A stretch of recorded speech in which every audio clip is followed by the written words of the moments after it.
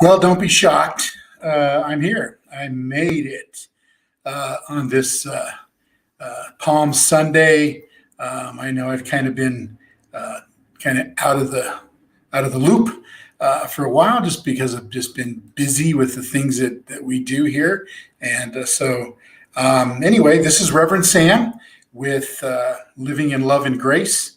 And so I'm really excited about what we've got going on here.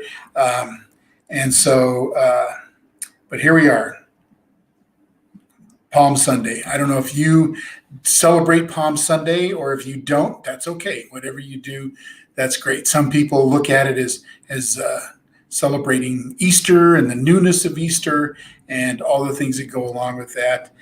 There are religions all over the world that celebrate the beginning of spring, and I think I just love when I study all that and look through that. I'm always excited about what I see that people do in other religions and other faiths. But as a Christian, we're here on Palm Sunday, getting ready to go into Holy Week. And I don't know what that means to you, but I didn't grow up in a liturgical church where we engaged in we went from Palm Sunday to Good Friday to Easter, but we didn't look at it in terms of the whole week, Holy Week. And so over the last decade, I've kind of incorporated that into my own faith journey, and I love it. I love this time of year. It's always been my favorite time of the year and time to celebrate. But so anyway, I want to start off just like I always do with Living in Love and Grace, and that's reading from 1 Corinthians 13. And that's always kind of where I want to go. If I speak with human eloquence and angelic ecstasy, but don't have love, I am nothing but the creaking of a rusty gate.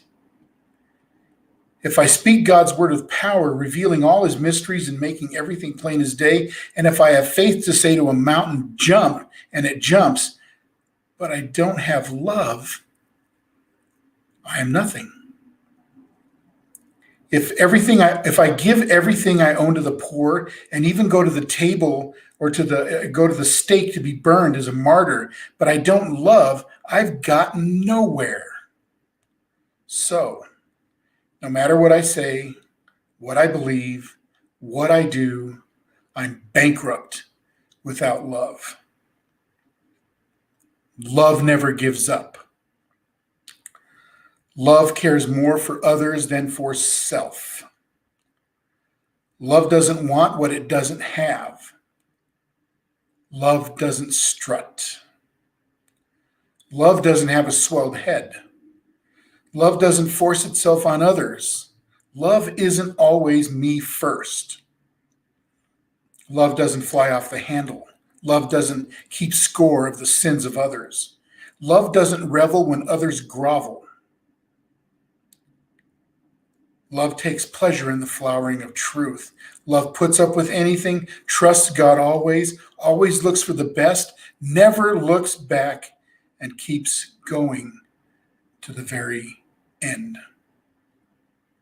We have three things to do to lead us toward that consummation: trust steadily in God, hope unswervingly, love extravagantly, and the best of all three is love.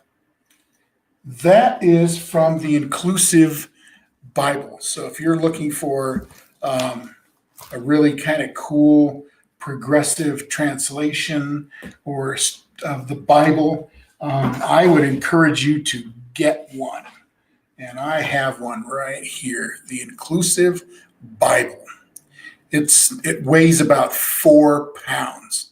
And so I like it. It's really cool. It's really fresh. And it really speaks to my heart.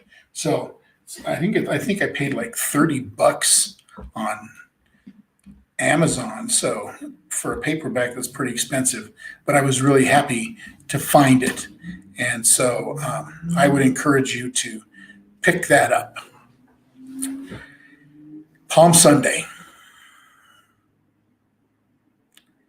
So usually right now we've gone through December and January and February. I hated February. February was so bitter cold here in Colorado.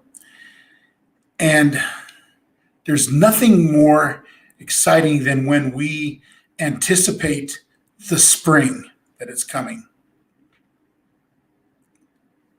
So the story we read this time of the year is the story of Jesus entering into Jerusalem, and one that we always refer to as Palm Sunday. But we read in the story that people laid out palms on the road, and Jesus rode this this donkey into Jerusalem. In the Gospel of Luke, it doesn't even mention palms. So which is kind of odd because we make it Palm Sunday. And in Luke, Jesus' entry wasn't even some big thing. And so we think of it more in terms of what it is than what it really turns out to be. So it's something to really think about. And I really want to encourage you to be aware of that in your own life. But maybe that's just as well. It wasn't some huge event in history. A lot of pastors, a lot of preachers wax eloquent about Palm Sunday and Jesus riding into Jerusalem. But I like to look at it this way. It's not a big deal. It wasn't a big deal. It was a humble thing. Jesus riding in on a donkey. Kind of an embarrassment if you were on the parade planning committee. Jesus coming in on a simple donkey. It would have been a big event had he rode in on a chariot with some huge, majestic horses or something, or an army leading him in, but it was a pretty simple event. I kind of look at it this way. Maybe this is exactly what Jesus preferred anyway, more than some grand entry into Jerusalem. In fact, I kind of think it was more like a funeral procession. Remember the last week, Jesus is on his way into Jerusalem. He's going to be put to death for not playing by the rules of the religious leaders and political leaders of his time. Don't play by the rules, and it could cost you your life. So, especially when you read the Gospel of Luke, Jesus is bringing about a profound change in the hearts and minds of the people.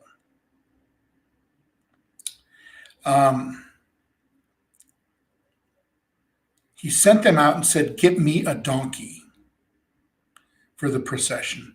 He didn't even need a big crowd. Just a small band of his disciples would be enough.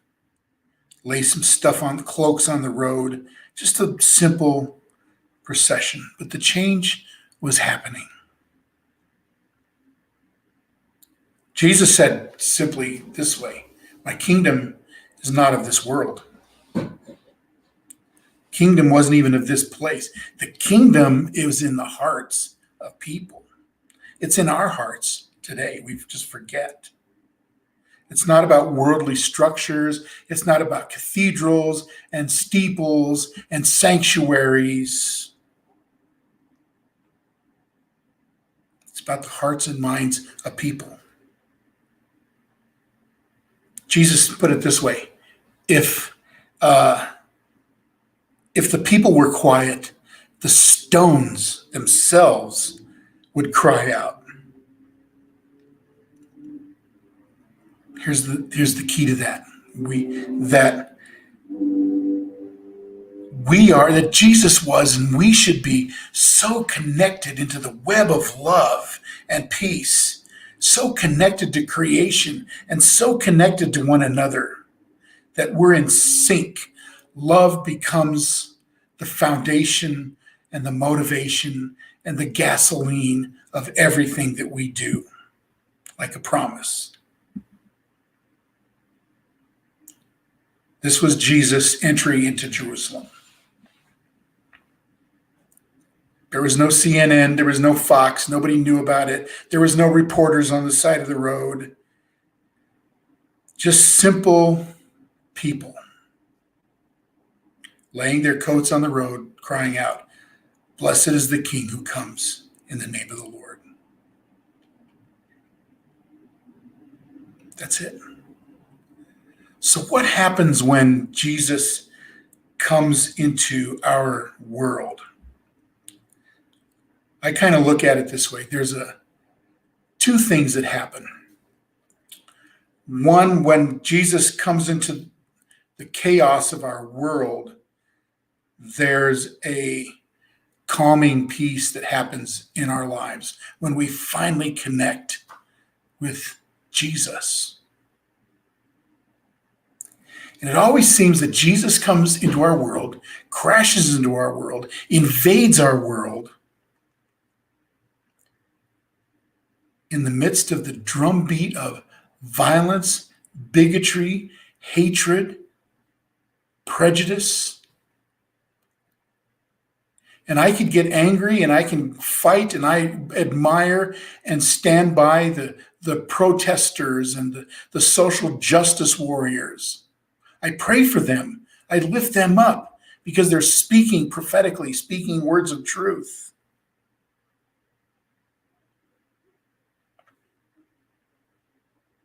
They look at our society and they become prophets. Not prophets of doom, but prophets of justice, prophets of love, prophets of goodness. So there's a new way. Jesus brought in a new way. He welcomed in a new way into this old wilderness. And he looked at society at the time, and we can relate some of this even now. And he spoke from the top down. And think of how we are in our society now. We have the fear of the other person, of them. We look at them and we're afraid of them. We look at them and we judge them and criticize them. We take our Bibles and we throw Bible verses at them because we have a fear of the unknown. We're afraid of losing our power. We're afraid of losing our voice. We're afraid of losing the things that we might want. We're afraid of those that are different from us, who love different, who love someone of a different race, of the same sex, who politically think different than we do. We're afraid of them. And we want to put up those walls and those barriers because we're afraid of them. We're afraid of the future because I might not be a part of that. I might not be able to capitalize on the future. And so into that world, into this world, Jesus comes crashing in, riding on a humble donkey. He didn't go to Jerusalem's biggest synagogue. He didn't go to some mega synagogue. He didn't go partner up with some mega priest or some some guy on his political high horse. He rode a simple donkey. To me, it smacks of Jesus riding into our world in a worn out, beat up old Volkswagen Bug.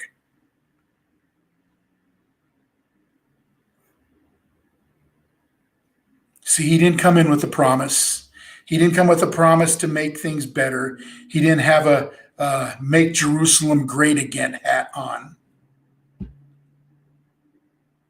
But instead, he came in with this simple promise, a promise of peace, a promise that people would experience and understand and find the kingdom of God within them. And that's where I want you to be this week, looking for the way of peace. Frederick Buechner wrote, "Peace in heaven and on earth is what the procession and the shouting are all about. That is what all our singing and worshiping and preaching and praying is all about, if they are about anything that matters. The hope that finally, by the grace of God, the impossible will happen. The hope that Pilate will take him by one hand and Caiaphas by the other, and the Roman soldiers will throw down their spears, and the Sanhedrin of that day would bow their heads and their hearts. The hope that by the power of the Spirit, by the love of Jesus, who is also the Lord of the impossible, the leaders of the enemy nations would draw back, while there is still time for drawing back from a vision terrible to name.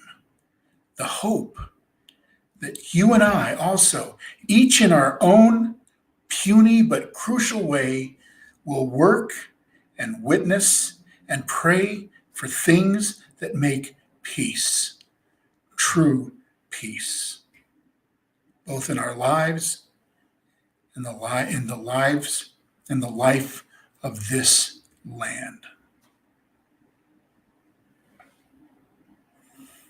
Despair and hope.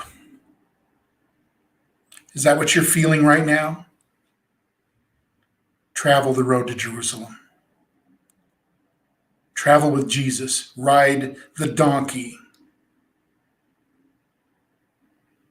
Hope in the King. Hope in the Prince of Peace. It's a great hope. It goes well. It's well worth all of our singing and dancing, all the little psalms or little palms that we lay. It was the end of him, of Jesus, but it was the mystery and the majesty of his love for this world, for you and I.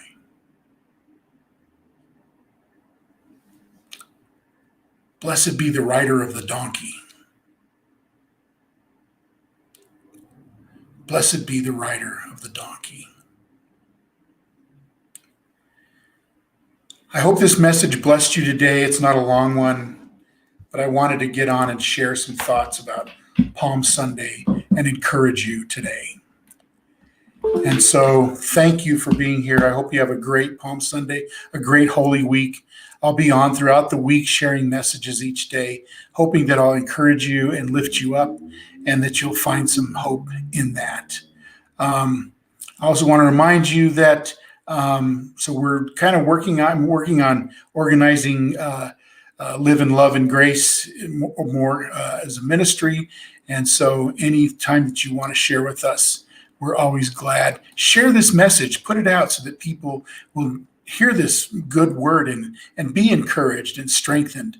If you want to support financially, there's the address, Venmo at Rev Sam Lopez.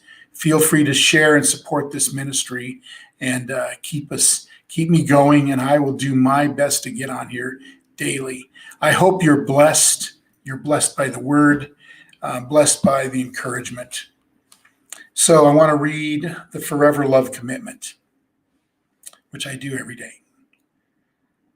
I want you to know that I'm committed to you. You will never knowingly suffer at my hands. I will never say or do anything knowingly to hurt you.